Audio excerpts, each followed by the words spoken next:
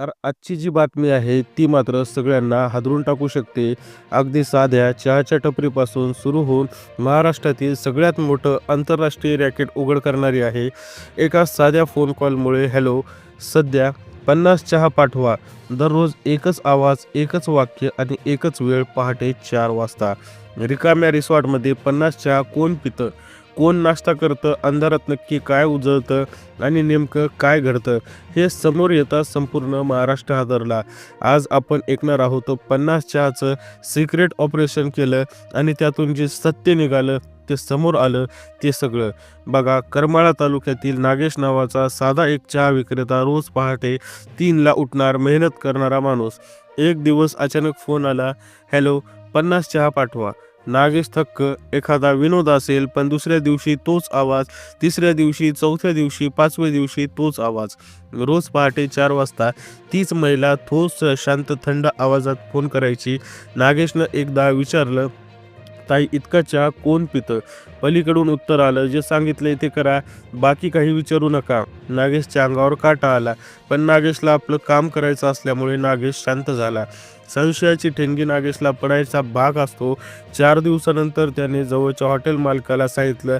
तिथून संशय वाढला आणि एका आठवड्यात तक्रार मुंबई क्राईम ब्रांचकडे पोहोचली.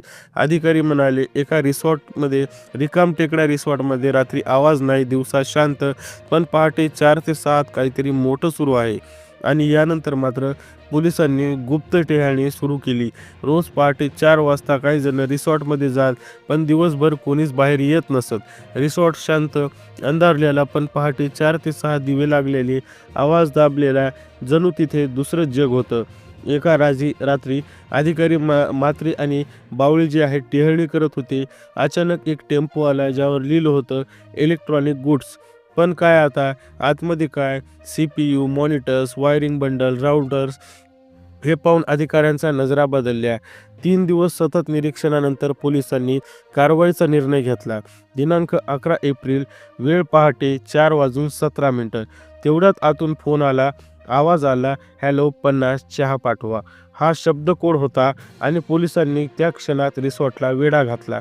आतलं नरक जे असतं ते काय आहे हे लक्षात आल्यानंतर तुम्हालाही धक्का बसेल.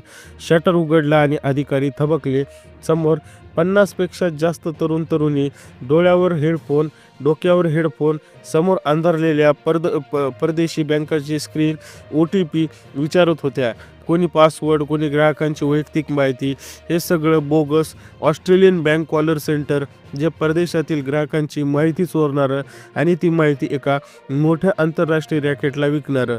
या ऑपरेशनचा लीडर राहुल देसाई, वय 32. त्याच्यासोबत 47 जण साक्षीदार पोलिसांनी ताब्यात घेतले. पोलीस म्हणाले, हे तर फक्त हिमनगाचं टोक आहे. यांची आंतरराष्ट्रीय चेन आहे. रिसॉर्टमध्ये असणाऱ्या प्रत्येक व्यक्तीला बाहेर जाण्याची, कोणाशी न बोलण्याची मनाई होती. फक्त रोज एकच संवाद, परवानगी, फक्त 50 चहा पाठवा. त्या दिवशी 50 चहा म्हणजे सगळा स्टाफ ऑन ड्युटी, रॅकेट फुल स्पीडमध्ये. जर नागेशने संशय घेतला नसता, त्याने जर रॅकेटचा पर्दाफाश केला नसता, तर ह्या गोष्टी कित्येक दिवस, कित्येक वर्ष अशाच चालल्या असत्या आणि गरिबांचे प्रश्न कधी सुटले नसते. प्रत्येकाला लूटमारीचा सामना करावा लागला असता. मित्रांनो, कधी कधी एखादी मोठी गुन्हेगारी घटना एखाद्या छोट्या व्यक्तीमुळे, लहानशा संशयामुळे, मोठ्या धैर्यामुळे उघड होते. एक चहा विक्रेता, एक फोन कॉल आणि एकच कोड शब्द, 50 चहा पाठवा, याने संपूर्ण देशाला हादरून टाकलं. एखाद्या गरिबाला श्रीमंत बनण्यासाठी जे स्वप्न पाहावे लागतात, त्याला पूर्ण करण्यासाठी चुकीचा मार्ग निवडावा लागतो आणि चुकीच्या मार्गातून झालेले तयार हे प्रश्न आणि सामान्य लोकांना पिळवणारे, बँकेतून पैसे काढून घेणारे, ह्या गोष्टी आपल्याला किती त्रासदायक ठरू शकतात यावरून आपल्याला लक्षात येतं. आय दिन आपल्याला सायबर ब्रँचकडे किंवा पेपरमधून आपल्याला कटिंगमध्ये पाहायला भेटतं की अशा कित्येक घटना रोज घडतात, ज्याचा खुलासा कधीच होत नाही. 40,000, 50,000, 10,000, 500 ते लाख ते करोडपर्यंत बँकेत बँकेच्या खात्यातून जाणारी ही रक्कम जाते कुठे आणि कोण त्याला हँडल करतं याचा अद्याप जरी शोध एका व्यक्तीकडे लागत नसला तरी अशा गुट समूह म्हणजे बऱ्याच घटना ज्या आहेत त्या संघटना काम करतात आणि यासाठी जे आहेत पोलीस अधिकारी रात्रंदिवस तैनात असतात. मात्र तरीही हा अपराध रोखू शकत नाही. आपण आपला OTP मोबाईल सांभाळून वापरावा, जेणेकरून आपल्याला अशा गोष्टीकडे, अशा घटनेला समोर न जाता आपल्याला हे लक्षात आलं पाहिजे की हा एक सायबर गुन्हा असू शकतो. व्हिडिओ आवडला असेल तर नक्की लाईक करा, चॅनलला सबस्क्राईब करायला विसरू नका.